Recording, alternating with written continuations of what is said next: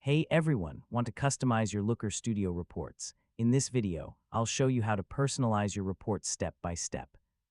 Yeah, customizing your reports helps you create dashboards that are more professional, easier to read, and better suited to your business or brand. First, open your web browser and go to Looker Studio. Sign in with your Google account and open the report you want to customize.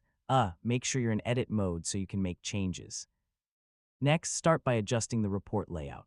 You can resize charts, move tables, and rearrange scorecards to create a clean and organized dashboard. You know, a well-structured layout makes important information easier to find. Now customize your charts.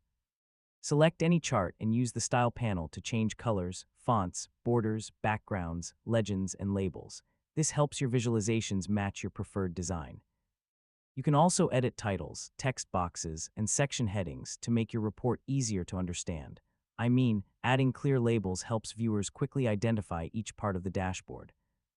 Next, apply a report theme. Open the theme and layout settings to choose a built-in theme or customize fonts, color palettes, page backgrounds, and overall styling.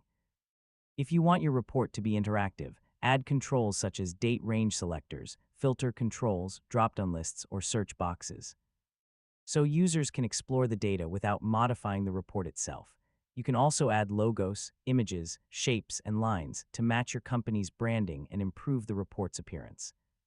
After customizing everything, preview your report and test all charts, filters, and controls to make sure they work correctly. Make any final adjustments before sharing the report.